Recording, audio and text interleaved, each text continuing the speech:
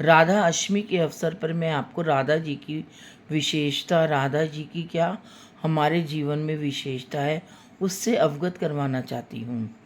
क्योंकि राधा अष्टमी क्यों मनाई जाती है और राधा अष्टमी का क्या महत्व है हमारे जीवन में और इस संसार में।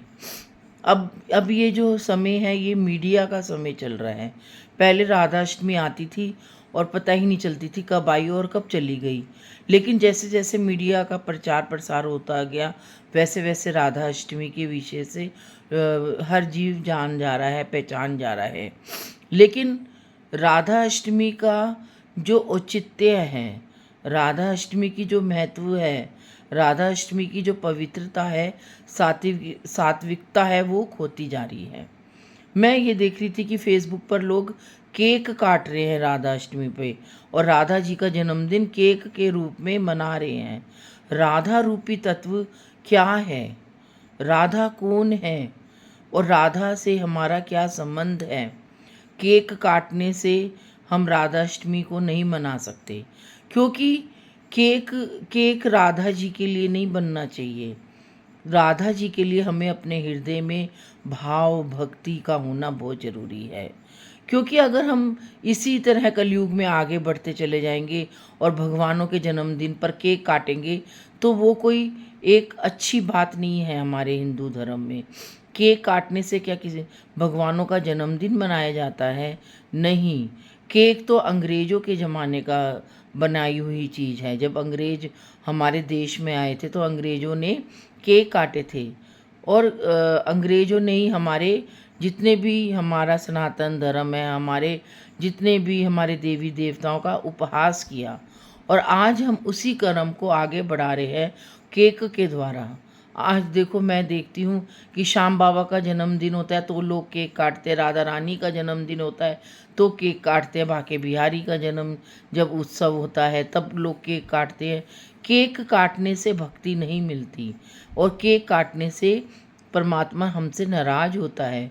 परमात्मा कहता है कि मैंने तुम लोगों को ही जन्म दिया है और तुम लोग केक काट कर मेरा जन्मदिन मना रहे हो, ये भी क्या औचित्य है। क्योंकि ये जो संसार है, ये जो समय है, वो कलयुग बढ़ रहा है और हम लोग कलयुग को ही बढ़ावा दे रहे हैं और परमात्मा और भगवान और राधा रानी के नाम पर केक काट काट कर अपने आप को बहुत गौरवान्वित महसूस कर रहे हैं। लेकिन इन सब काम करने से कोई फ़ायदा नहीं है। राधा रानी, तुम सोचो कि हम केक काटेंगे तो राधा रानी खुश होगी, हम नाच गाना गाएंगे तो राधा रानी खुश होगी। राधा रानी की जो भक्ति है वो आध्यात्मिकता वाली भक्ति है, अकेले की भक्ति है। जब हम राधा रानी के प्यार में खो जाते हैं, प्रेम में खो जाते हैं, तो हमारा जीवन एक विराम हो जाता है, हमारे जीवन में शून्यता आ जाती है, हमारे जीवन में एक विराम सा लग जाता है और हम उसी में खो जाते हैं। हमें पता ही नहीं चलता कि हम कब दिन हुआ कब रात हुई और हम राधा रानी के प्रेम में ऐसे भाव विभोर हो जाते हैं कि हम अपनी सुध बुध बिसरा देते हैं। और जब हम अपनी सुध बुध बिसरा देते हैं राधा रानी के प्रेम में, तो वो प्यारी प्यारी गोरी गोरी हमें अपने स्नेह में संलग्न करती हुई हमें आशीर्वाद देती है और इतना अच्छा हम उसको आनंद से भरपूर महसूस करते हैं कि हम सोचते हैं कि हे राधा रानी, तूने हमको कितना स्नेह दिया, तूने कितना दुलार दिया, हे दुलारी, हे प्यारी प्यारी। तो हमें इस भावों से राधा रानी को ध्याना है। हमें राधा रानी का जन्म दिवस राधा रानी के रूप गुण और उसके प्रेम से मनाना है।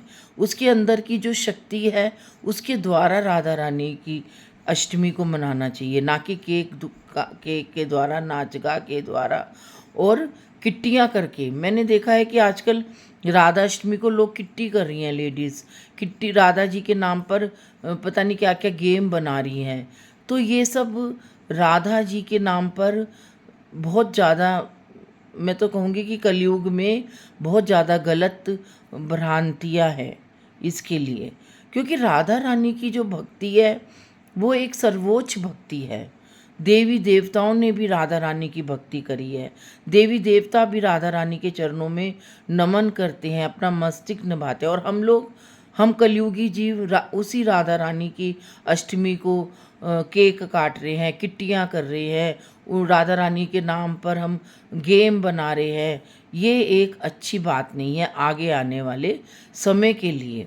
क्योंकि हमारा जो समय है, हम राधा रानी की विशेषता को जानते हैं, लेकिन जो आगे आने वाली पीढ़ी होगी, वो जैसा वो हमको देखेगी वो वैसा ही करेगी, तो उनके मन में वही भाव आएंगे, वही विचार आएंगे। तो हमें इन सब चीज़ों को त्यागना है। राधा जी को पाना है तो हमें राधा जी की भक्ति करनी है, तो हमें स्वच्छता से करनी चाहिए, हमें पवित्रता से करनी चाहिए, हमें भावों से राधा रानी को ध्याना चाहिए और राधा रानी को अपने हृदय में बिसराकर आँख बंद करके उनका ध्यान करना चाहिए। राधे राधे राधे राधे राधे राधे राधे राधे करके और राधा जी को याद करना चाहिए। तभी हमें राधा रानी प्यारी प्यारी सुकोमल सी है। हमारी राधा रानी इतनी सुकोमल है कि हाथ भी छुएंगे हम उनका तो भी वो इतनी मुलायम है, इतना मुलायम है, माखन की तरह और मलाई की तरह हमारी राधा रानी मुलायम है। हमारी राधा रानी इतनी सुकोमल है, इतनी दयावान है, इतनी करुणामयी है। राधा रानी की जो करुणा जिसके ऊपर बरस जाती है वो जीव तो धन्य हो जाता है।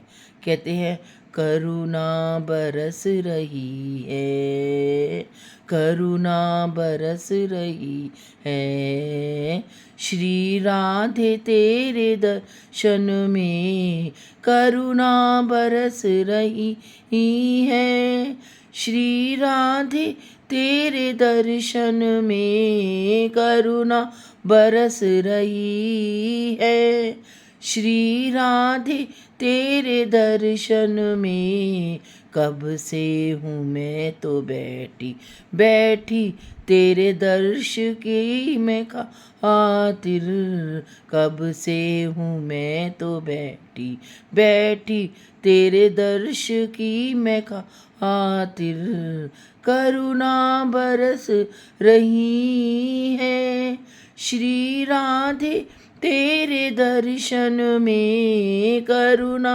बरस रही है, श्री राधे तेरे दर्शन में कब से हूँ मैं तो बैठी बैठी, तेरे दर्श की मैं खातिर, करुणा बरस रही है।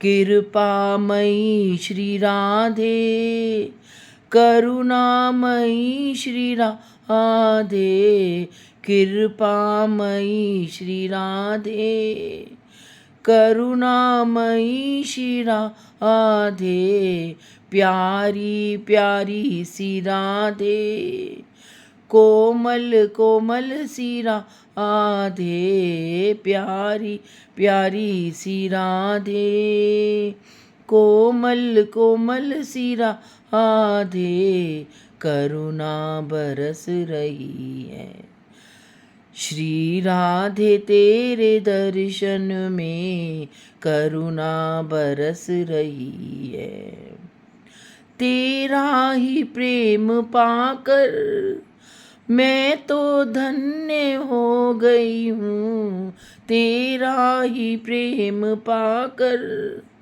मैं तो धन्य हो गई हूँ, तेरी दर पे आकर मैंने जो शीश झुकाया, तेरे दर पे जो आकर मैंने जो शीश झुकाया, तेरे चरणों की धूल को माथे पे मैंने लगाया, उस धूल में ओ राधे तुझको ही मैंने पाया, उस धूल में ओ राधे मैंने ही तुझको पाया, बरसाने की ही रज में राधे तू है समाई, ब्रज ने की तू रज में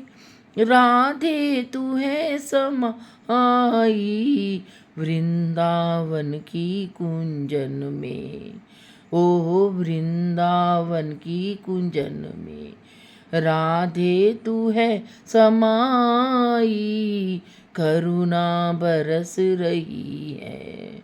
श्री राधे तेरे दर्शन में करुणा बरस रही है।